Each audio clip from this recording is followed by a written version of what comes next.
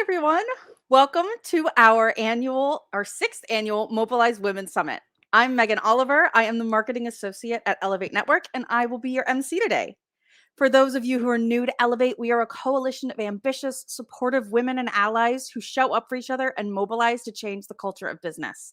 Throughout the day, you'll hear from speakers from all different backgrounds who are excited to share their stories and advice with you. They're ready to have some important, yet sometimes uncomfortable conversations. All we ask is that you listen with an open mind. I also want to say a happy Pride Month to my fellow members of the LGBTQ community. It's been a difficult year for many of us, as we'll touch on later in later sessions, but it's our community's pride, love, and support that will keep us strong and keep us together.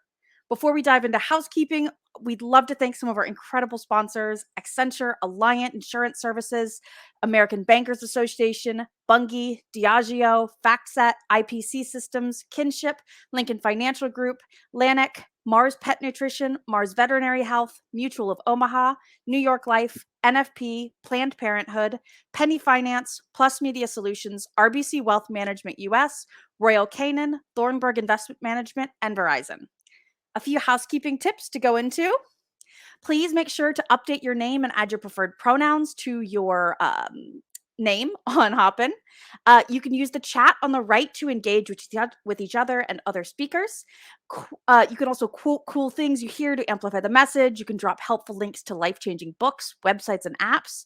And if need be, you can privately message us on the Ellevate team. We're identifiable as organizers, so feel free, if you have any questions, just to reach out to us. You can search your fellow attendees and our team to network. You can set up a one-on-one chat today or at a later date. And you can post your questions in the Q&A box for the moderator to see. You could also click the CC or closed caption button to toggle them on. We are recording this session, and the recording will be available to view on the Ellevate site. In addition to the stage sessions, we'll have two expo booths, and we'll have two expo breaks at 10:30 and 2:15. You can use this time to visit our sponsor booths. We have a whole bunch of them to learn what opportunities they have and receive special offers.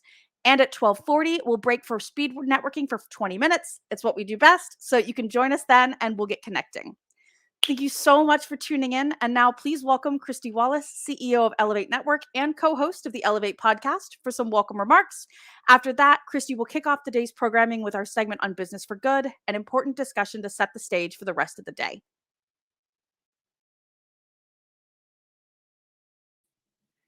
Thank you, Megan. Megan's also the producer of our podcast, so she had to work that in there. But I'm so excited for Mobilize Women today. I hope this is not your first, because it is the best day where we have real conversations about the things that matter. If it is your first, welcome. And we encourage you to lean into this community that is supportive, inclusive, welcoming, and really driven by action. Mobilize Women is the cornerstone of what Ellevate Network's about. We have a community of 250,000 women globally who want to create a workplace that works for all of us.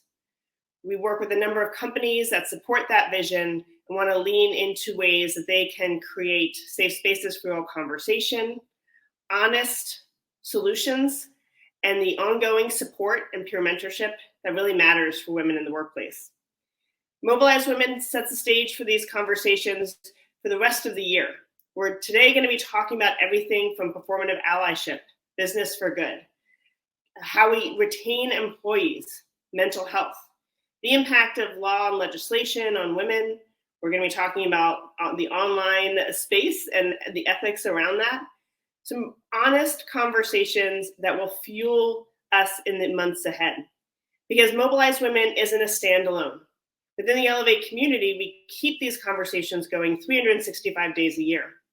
Whether you're tapping into one of our in-person, now we're excited about that, going back to in-person events in 40 plus chapters globally, or attending a weekly roundtable for a rising leader, an executive, or a business owner. Or maybe you're going to sign up for our next cycle of squads. You'll connect with peers more deeply on how you create change in your career and in your world. But this is a space where the ideas happen, where we can be inspired, where we can learn, where we can grow together. More importantly, where we can take action. Because in the Ellevate community, we put you first. Your voice matters. We're not speaking at you, we're having a conversation with you. So consider this an intimate space. We want to hear from you in the comments, connect with others, build those connections. It's the networks that help to connect us to those opportunities, to those ideas, and to the change that we seek.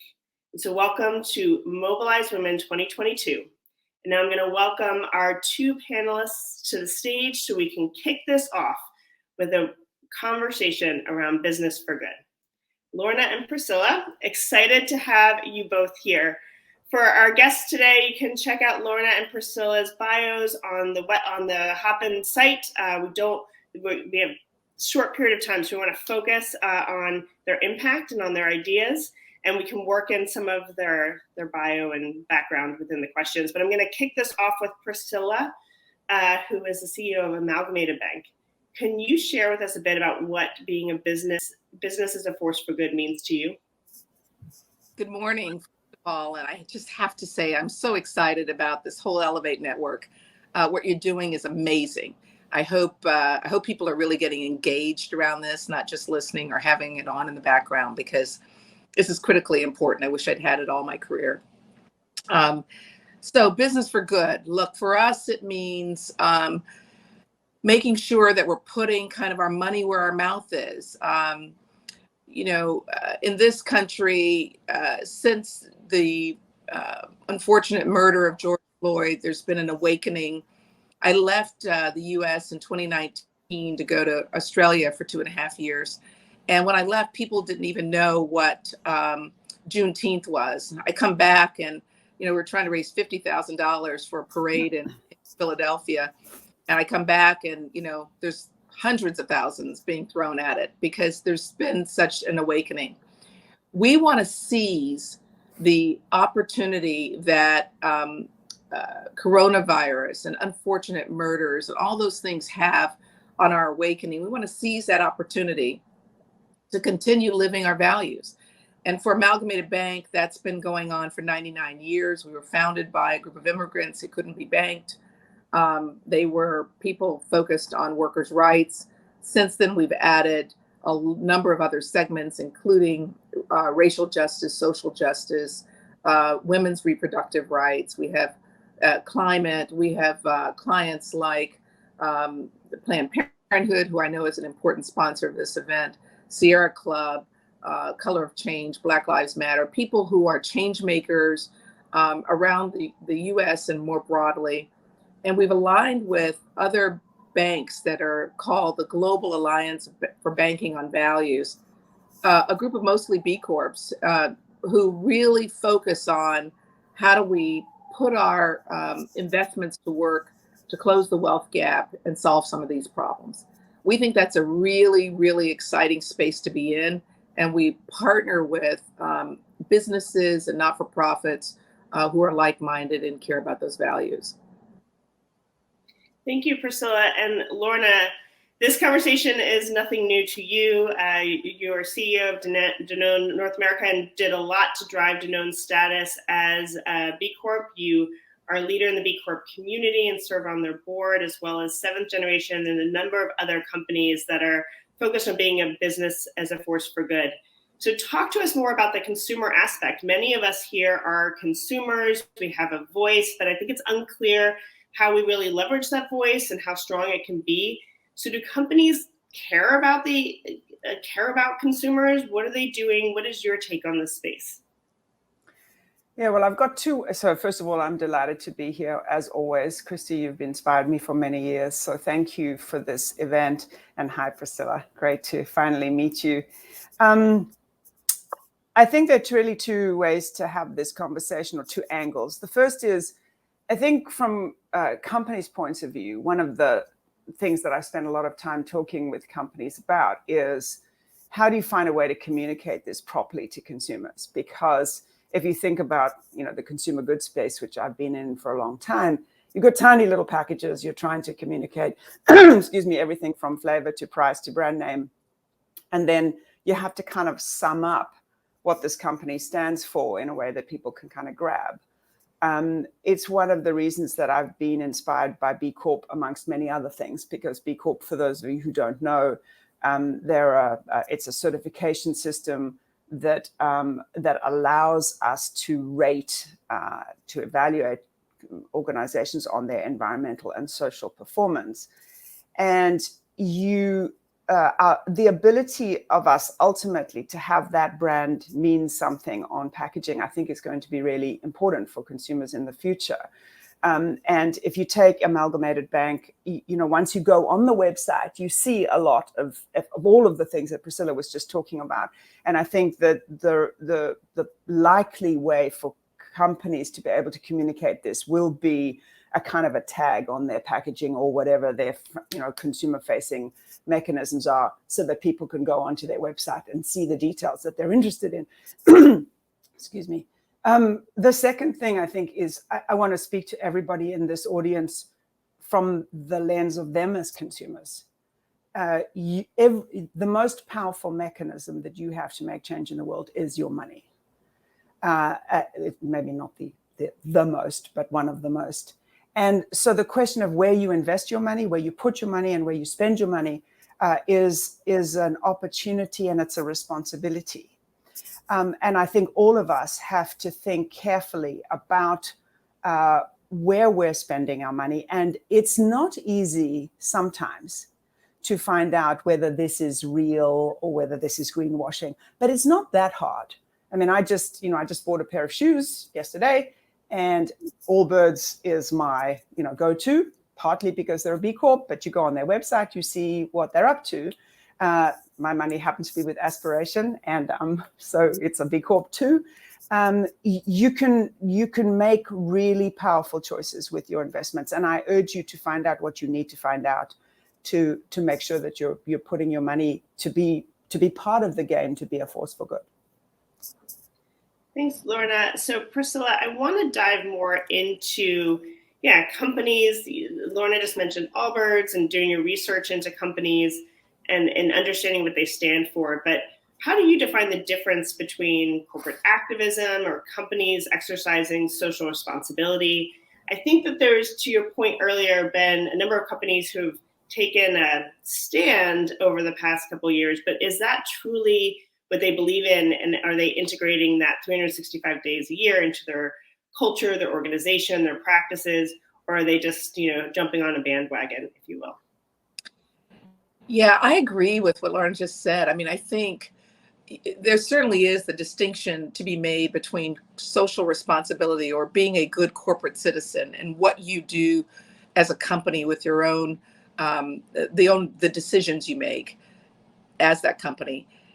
A distinction between that and activism, which is using your voice, and certainly you have lots of agency, using that agency to really advocate for change, whether that's in policy decisions being made, or whether that's in, it could be legislative actions, it could be any number of things. We are affected by regulators, we're affected by taxing authorities. There's so many ways that you can. I know that these are women from around the world, so I would say no matter where you are, there are ways the company can have a more active policy framework. And I think what individuals can do is, first of all, choose companies that share your values. Really take the time to understand the values of the company. Now, for various reasons, business reasons, companies are reluctant to take stands on some things. We have seen patterns where, that has hurt some companies. I think you want to meet the company that you're in where it is and take it to the next step. So if you're thinking about corporate social responsibility and your company hasn't really thought much about the suppliers that they use, then that may be a good place to start. If they haven't thought much about employees volunteering in important ways, then maybe that's a place to start. But so to meet your company where it is on the corporate social responsibility front, and then try to move the ball in the right direction. If you are already a company that says a lot of good things and maybe does a few good things, maybe it's time to sort of push the envelope a little bit on how you affect policy around those positions that you take. And in most cases, I think what makes sense for companies, I certainly feel this way about us, it makes sense to do those things that are within your control, do those things which are adjacent or consistent with your business model. So for us, that would mean thinking about financial crime, thinking about the way banking and financial services affect normal everyday life, and what can we do to close the wealth gap, for example, or to increase financial literacy, or to ensure that we're not making bad investments that go against climate or go against racial justice or social justice or women's rights, those kinds of things. That answer your question? Yes, that is excellent, Priscilla. And I'm curious, Lorna, around the role of the CEO or the board in some of these conversations. So in the media, a lot of the activism around of a company tends to be tied to a specific person. If it's, we just heard about the CEO of Yelp, who was supporting employees in access to abortion. We've heard from Bumble and Citigroup and a number of other companies where the CEO becomes really the spokesperson for that activism.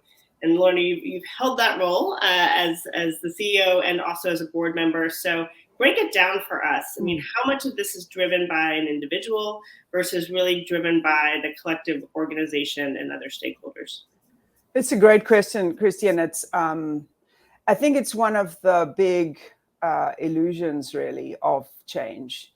Many times people have said, "Oh, well, I can't make any change in my company until I get a different CEO," which, first of all, that's not kind of a comfortable place to be where you feel that helpless.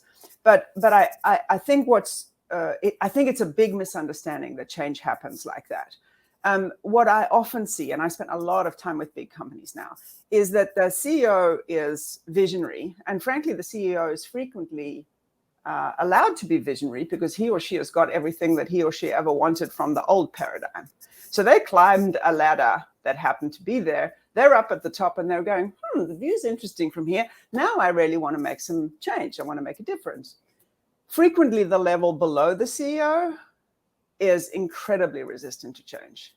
This is the level that I call permafrost, trying to be kind of sort of slightly amusing, and it's slightly sad given the environmental state we're in. But this group of people are often actually dedicated to stopping change coming from the top down because they've got their little empires. I'm talking about big companies here, right? They want to make sure that everything stays the same in the sort of pyramidal sense. The real change, just as in permafrost, which is heating up from the bottom, the real change is coming from the bottom of organizations, from the more junior people, the people who are not attached to the old power structure, the people who are refusing to work for companies that don't have a point of view.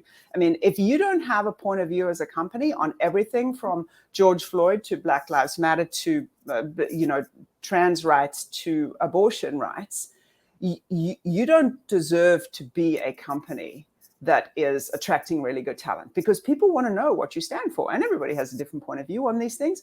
But as Priscilla said, you want to work for people who are like you. And what I notice is that many of the change makers in organizations are collaborating with people outside the organization, suppliers and customers, to make sure that the whole organizational stream or the flow of goods and services has integrity. So I think that CEOs are interesting and they're important and they have access to kind of the airwaves in a way that's useful. But for all of us, most of us are not the CEO. There is so much change to be made right where you are. And don't underestimate your power. I mean, the battle for talent right now has never been hotter.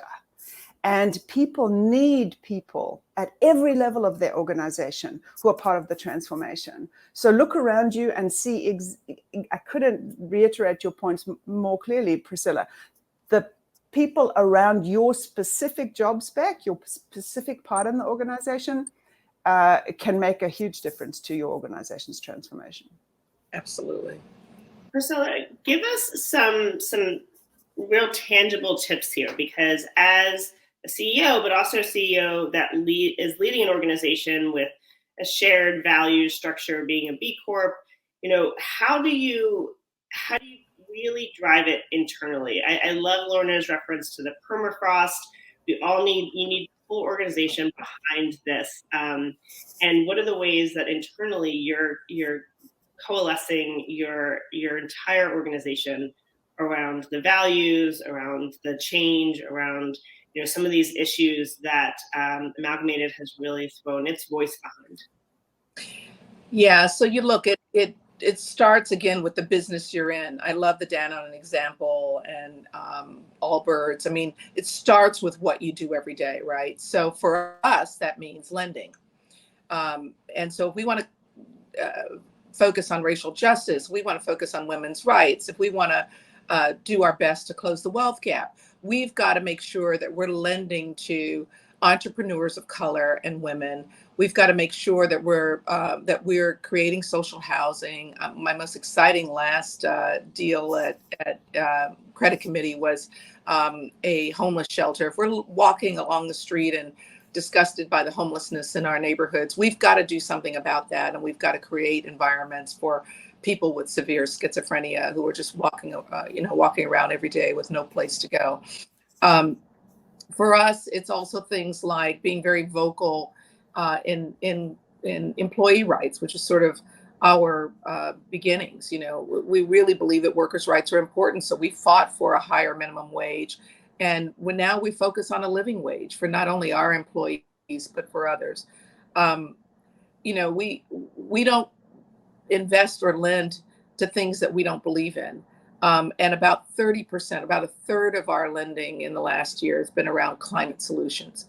So it's putting your business policies and practices to work in a place in a way that people can sort of grab onto and buy into. And so our employees have a huge impact on that. I think as I talk to individuals in companies and they ask me the question you just asked, I then start to talk about their company. What can your company do? What can your environment be like? First, starting with your own employees, going to your customers, thinking about your suppliers. Are you setting standards for your suppliers that are consistent with your values and your company's values?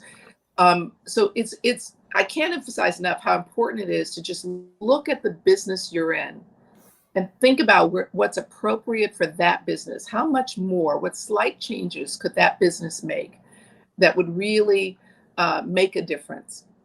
The two things I'm passionate about right now, today, that I can't sleep without thinking about, and I'm sure most people feel this way if you watch the evening news, is what's happening with gun safety.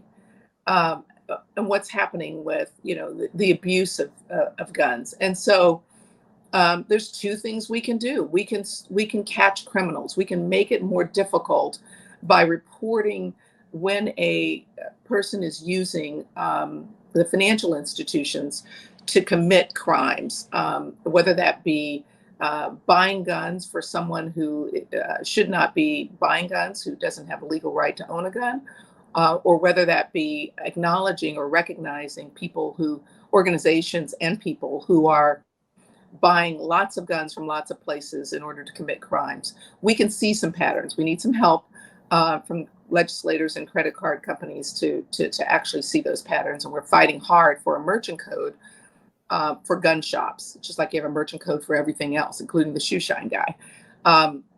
We want a merchant code for gun shops so we can do a better job of detecting those things. That's within our wheelhouse. That's something we can do. On reproductive rights, we can make sure that our employees and their family members who need to have these services but can't in the states they live in can easily access those services somewhere else. So we pay for the travel, we pay for the childcare and the hotel, and we support them in making their own choices and being able to execute against those and not being held to someone else's standard for their lives. So these are the kinds of things we can do. And so as we think, final question for both Priscilla and Lorna, and then we have time for probably one question from the audience. as we think towards the future of where business as a force for good is going, hopefully not a nice to have or a handful of companies, but all companies really moving in that direction. Do you have kind of an advice to your younger self that you would offer to our attendees here today of what they can do or where they should be thinking about their efforts and energies moving forward to really be drivers of that change? Lauren, I'm going to turn it over to you first. Yeah.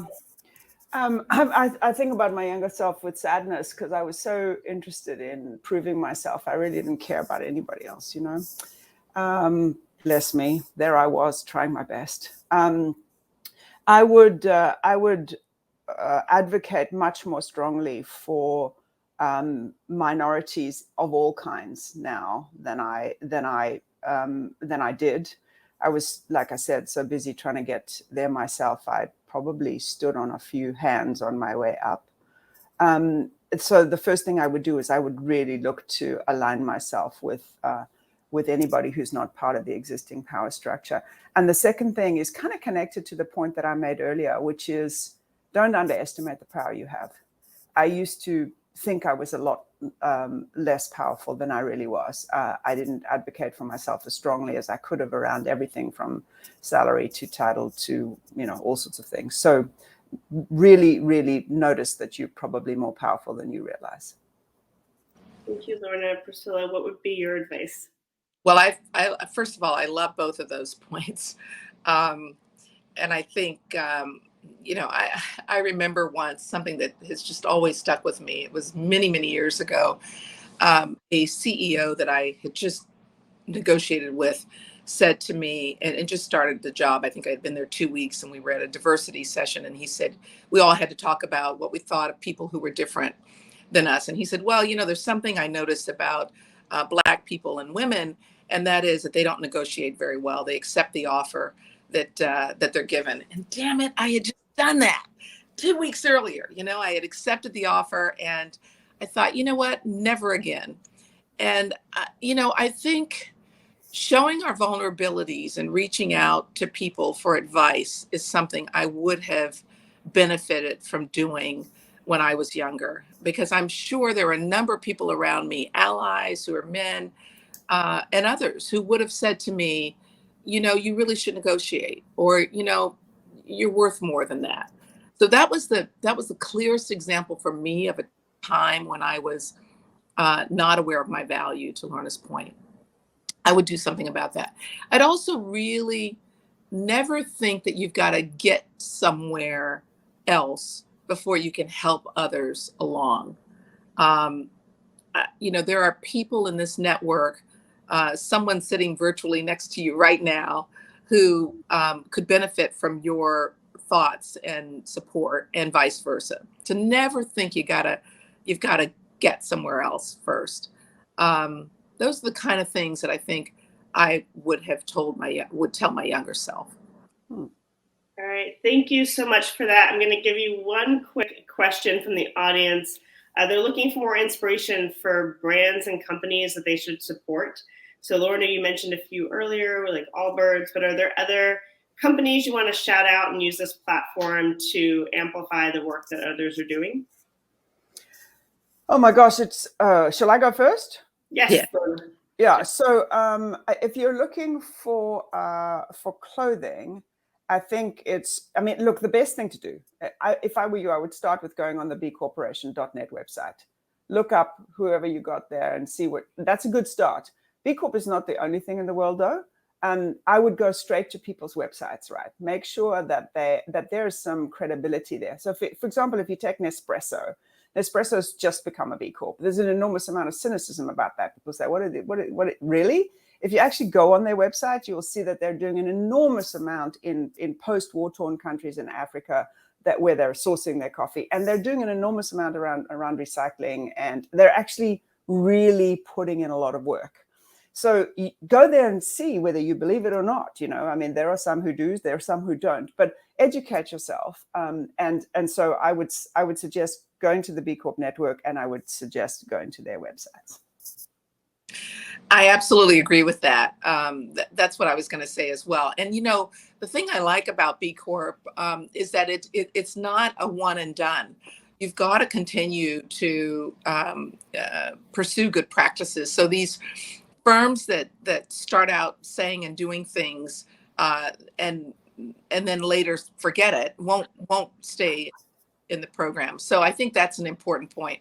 I also really like this alliance that we're in, the Global Alliance for Banking on Values. I mean, no matter which country you're in, you're likely, there's 70 members, so you're likely to have a banking service that is available to you that goes beyond just sort of a single stream, but you can be assured that where your money sleeps at night is a good place. And they aren't just talking about the good things they're doing, but they're also not doing the bad things. So sometimes, particularly larger banks can do a lot of the good things, but then do a lot more bad things. And you want to make sure that that's not happening. So I think that's another source. But I love the idea of just going on B Corp. And I thank you, Lorna, for suggesting that, because this weekend I'm going shopping and I'm going to check the site before. And I didn't know about Nespresso, but now maybe I can think differently about that. Hope they're. Well, I would be remiss if I did not mention that Ellevate is also a B Corp. So we hope that you choose to support us and become part of our community, where you'll continue to be part of conversations like this, including our weekly roundtables, where you'll meet other suppliers, coaches, consultants, as well as entrepreneurs and leaders of values-driven businesses, where you can really connect one-on-one with those that are creating the change. It is a great place to have that type of conversation and to support this whole ecosystem that we're a part of. So now I'm going to turn it back over to Megan as we head into our next session. Thank you, Priscilla and Lorna, for joining us here today to kick off Mobilize Women 2022. It is an honor to share a stage with both of you. Congratulations and thank you. Thanks heaps.